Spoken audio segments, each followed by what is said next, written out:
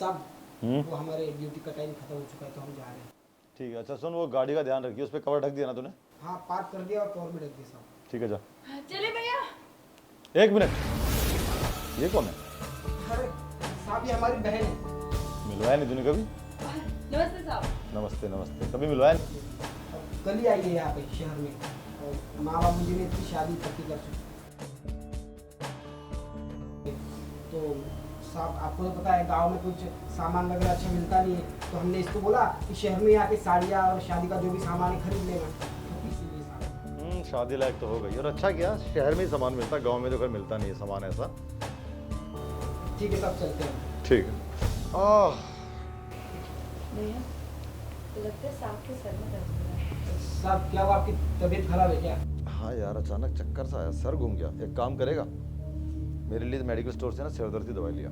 ठीक है साहब, नीचे तो मेडिकल है भी लेके आते हैं। अरे नहीं नहीं नहीं नहीं, नीचे वाला तो बहुत नकली दवाइयाँ रखता है भाई, उसकी दवाइयाँ असर भी नहीं करती।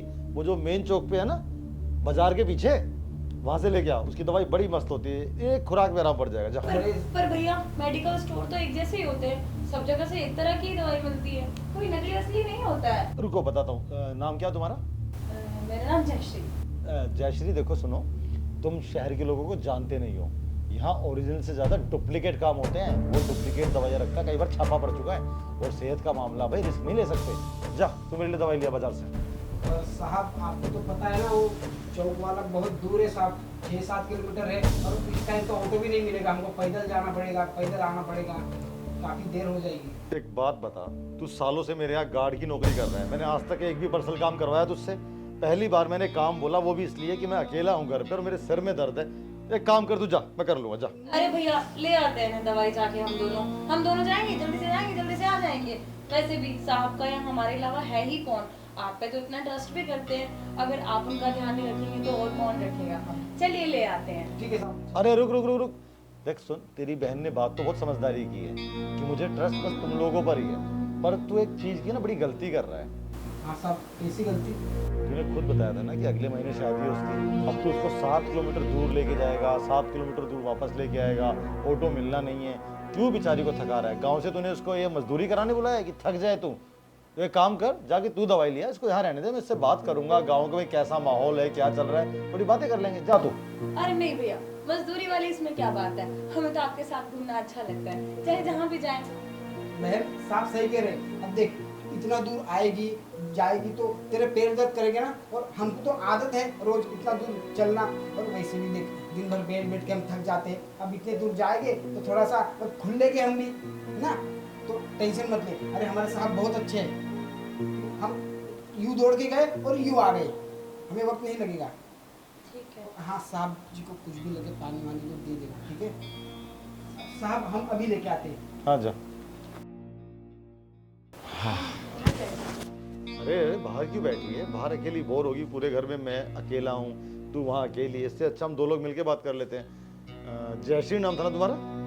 तो इतना दूर क्यों खड़ी हो? आओ यहाँ पे बात करते हैं। अरे सोच क्या रही हो? आओ भाई, तुम्हारे भाई ने बोला था ना अच्छा इंसान हूं मैं, घबराओ मत, आओ यहाँ बात करते हैं।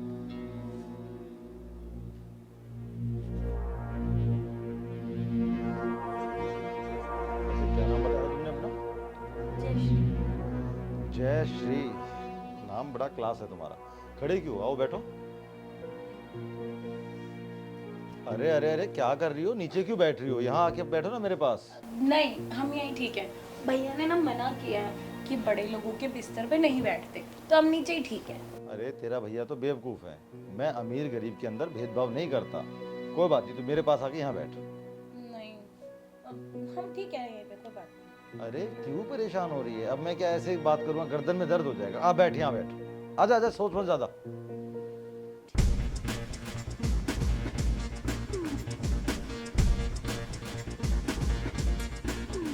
वैसे जयश्री एक बात बोलूं, सुंदर बहुत हो तुम। भैया भी यही बोलते हैं कि तुम बहुत सुंदर गुड़िया हो। एक बात पूछूं तुमसे? मैंने सुना था कि अक्सर गांव में बहुत कम उम्र में लड़कियों की शादी कर देते हैं, लेकिन तुम तो पूरा शादी के लायक हो चुके हो। वैसे वो हमारी शादी करने के लिए ना भैया ने मना किया था। अब मम्मी पापा तो बोल रहे थे कि जल्दी शादी कर दो इस लड़की की, गाँव वाले वाले भी ताने मार रहे थे, पर नहीं, भैया ने बोला कि मेरी बहन जब तक पढ़ लिख नहीं लेती तब तक हम उसकी शादी नहीं होने देंगे, और जब मैं पढ़ लिख ली तो भैया ने मेरी शादी करवाने का सोचा। कितना पढ़ चुके हो वैसे तुम? हमने अभी तक तो +2 कर लिया। अरे वाह, गांव में रह के 12वीं कर चुके हो तुम, बहुत अच्छा है। अच्छा वैसे तुम्हें ये पता भी है शादी के बाद होता क्या क्या है लड़के लड़की मतलब पति पत्नी के बीच में? हाँ, अब समझाया था हमें अब मम्मी पापा ने कि अब शादी के बाद तुम्हें घर वालों की सुननी पड़ेगी, बार बार मायके नहीं आ सकती, ससुराल में सबका ध्यान रखना पड़ेगा। बस अब कर ही रही हूँ, अब वो तो मैं अब काम भी सीख रही हूँ। तुम्हें कुछ भी नहीं पता, ये सब नहीं। पति पत्नी जो है ना एक बहुत प्यारा रिश्ता होता है। सोचो कितने सालों तक तुम्हें साथ रहना होगा, तो तुम्हें हर वो चीज़ आनी चाहिए जो एक आदमी को पसंद हो। अगर तुमने थोड़ी सी भी गलती की ना तो तुम्हारा पति तुम्हें तलाक दे देगा, तो तुम्हें वो सब सीखना पड़ेगा। अब तुम्हें कोई सिखाने वाला समझदार इंसान तो है नहीं, वो सारी चीज़ें तुम्हें मैं सिखाऊंगा, समझे? छी, आप किस तरह की बातें कर रहे हैं? मुझे कुछ समझ में नहीं आ रहा है। वही तो समझाने के लिए तुझे यहाँ बिठाया मैंने। देखो खुद सोच, तेरी शादी होगी, पति के पास जाएगी, अब पति कुछ कुछ डिमांड करेगा जो तुझे करनी पड़ेगी, समझो। और अगर तुम्हें वो नहीं आता होगा ना तो तुम्हें छोड़ देगा, तलाक दे देगा। आप छोड़िए, मुझे कुछ नहीं सीखना। जो भी पूछना होगा मैं मम्मी से पापा से पता कर लूंगी, लेकिन आपसे नहीं सीखना है मुझे। अच्छा सुन सुन सुन, एक काम की बात सुन। अब शादी होगी तो तेरे परिवार वालों को कितना पैसा लगेगा, मानती है ना, दहेज में पैसा जाता है। तो मैं सोच रहा हूँ कि तेरी थोड़ी सी मदद कर दूँ। तेरा भाई बहुत टाइम से मेरा गार्ड की नौकरी कर रहा है बेचारा, इतनी कम तनख्वाह में दिन रात इतनी मेहनत करता है, तो तू उसका हाथ बटा सकती है पैसा कमाने में। तू बस थोड़ा सा मुझे खुश कर दे, बदले में तुझे 50,000 रुपये प्लस एक मोटर बाइक तेरे दूल्हे के लिए दे दूँगा। मुझे कुछ नहीं चाहिए, छोड़ दीजिए। देख सुन मेरी बात, तेरा भाई आने में बहुत टाइम है, प्यार से मान जा, जबरदस्ती करना आता मुझे, समझी? छोड़ो मुझे, छोड़ो। जयश्री, ये क्या कर रही है तू? ये सब क्या चल रहा है? मैंने तुझे क्या कहा था? इस साहब के बगल में नहीं नीचे बैठा जाता है, और तू है कि ये सब और साहब के साथ। भैया क्यों मुझ पे चिल्ला रहे हो? पहले बात तो सुन लो। ये इंसान मेरे साथ जबरदस्ती करने की कोशिश कर रहा था। भैया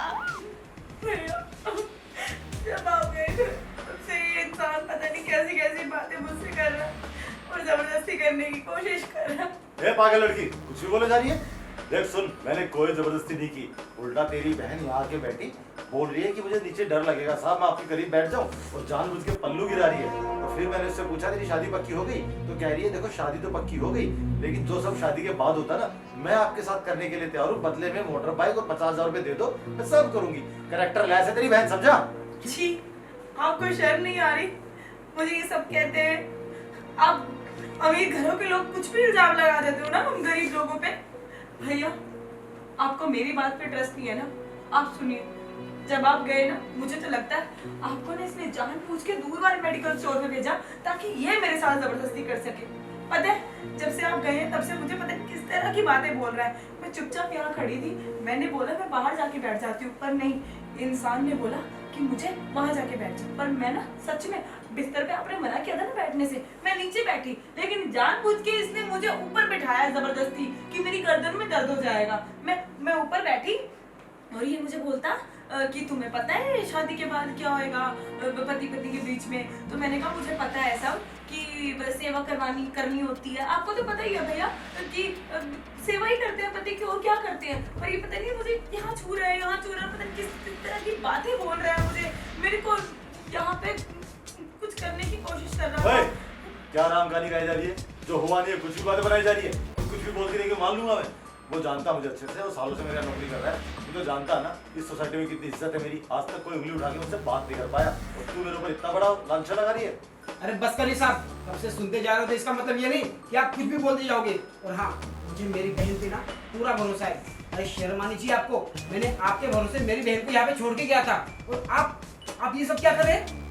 आपको शर्म नहीं आई जरा भी? अब समझा सारा गेम। तूने गांव से अपनी बहन को इसलिए बुलाया कि इसकी शादी में जो पैसा लगेगा वो खुद कमाना ना पड़े, किसी अमीर बंदे पे हाथ डाल दो, झूठी मूठी बातें बोलो, उसको ब्लैकमेल करके सारा पैसा ऐड लो, हैं? इसीलिए बुलाया ना उसने। आज तक तो तूने कभी अपनी बहन के बारे में जिक्र भी नहीं किया, और आज अचानक तेरी बहन टपक गई, वो भी जब शादी में 1 महीना बचा है। पैसे ऐंठने का धंधा है ना, सब जानता हूँ तुम लोगों का मैं, आई बात समझ में? साहब ये सब क्या इल्जाम लगा रहे हैं आप हम पे? हाँ बस बोलना बंद कीजिए। अगर अमीर लोगों को ठगना भी होगा ना तो आप जैसे को तो बिल्कुल भी नहीं ठगेंगे हम। भैया आपको लग गया ना पता भी कितना झूठ बोल रहा है, कितना झूठा और मक्कार इंसान है। इस इंसान के यहाँ आप नौकरी करते हो हैं? क्या मिला आपको इतने टाइम से ईमानदारी से नौकरी करने पे? यही कि आपकी बहन पे गंदी नजर डाल के उल्टा हम पर ही इल्जाम लगाना। वाह, ऐसे इंसानों के पास ना आपको नौकरी नहीं करनी चाहिए, इनको तो नौकर मिलने भी नहीं चाहिए। माफ कर बहन, मुझे पता नहीं था कि ये ऐसे निकलेंगे और सारी गलती मेरी है जो मैं तुझे यहाँ पे छोड़ के गया। साहब आपने जो भी किया ना इसको तो आपको भुगतना पड़ेगा। अब देखिए हम आपके साथ क्या करते हैं। क्या उखाड़ लोगे तुम लोग मेरा है? हम पुलिस केस करेंगे। आपको क्या लग रहा है आप अमीर हो तो कुछ भी करोगे? हाँ, अब देखना मैं बोल रही थी, मैं पुलिस वाले के सामने एक एक जो तुमने चीजें की है ना मेरे साथ वो सब मैं बोलूंगी। और भैया आप चलो मेरे साथ, हमें इसकी बकवास सुननी भी नहीं है। आप देखो सुनो मेरी बात सुनो। जो बात घर में थी इसको घर तक ही सीमित रखते हैं, बात का पतंगर नहीं बनाते हैं। बाहर जाएगी तुम्हारी भी बदनामी होगी, तुम लड़की हो, सोचो यार। ओ अच्छा, अब पुलिस का नाम आया तो तुम डर गए, अब तुम मानने के लिए तैयार हो कि तुमने मेरे साथ जबरदस्ती की थी? देखो मैं अब भी नहीं मान रहा हूँ, बस ये है कि ठीक है शायद तुम्हें पैसे की जरूरत है, तो जो मैंने वादा किया था, जो तुम चाहती थी, मैंने तो नहीं किया घर कि 50,000 एक बाइक दे दूंगा, तो मामला रफा दफा करो, खत्म करो। हमें नहीं चाहिए आपकी बाइक वाइक, मेरे भैया कमाते हैं अच्छा भला, हमें देने के लिए तैयार है, हमें तुम्हारा कोई एहसान नहीं चाहिए। भैया चलो हम केस करेंगे। मेरी बात सुनो, मेरी बात अरे बस सुनो। करिए साहब, और हाँ कल से मैं नौकरी भी छोड़ रहा हूँ। अरे भैया चलिए ना। अरे सुनो तुम मेरी बात दोनों। अरे यार पागल है दोनों, सुनने को तैयार ही नहीं है। और उसकी बहन समझती क्या अपने आपको, कहीं की हीरोइन है? आई बड़ी, सब जानता हूं मैं, जानबूझ के पल्लू गिरा रही थी वो। मुझे लगा कि मुझे सामने से ऑफर कर रही है, तो मैंने एक उसको प्रपोजल तो दिया था, और ये तो लेने के देने पड़ गए यार। कहीं वो सच में पुलिस स्टेशन ना चले जाए और गलती से मेरे ऊपर केस ठोक दिया ना, तो जिंदगी भर कोर्ट के चक्कर काटने पड़ेंगे। और वैसे भी आजकल कानून केवल औरतों की सुनता है। आई बात समझ में? मैं क्यों समझा रहा हूँ खुद को, मुझे तो वकील के पास जाना चाहिए, कहीं पूरी जिंदगी कोर्ट के चक्कर ना काटना पड़ जाए। हाँ वकील से सलाह लेता हूँ।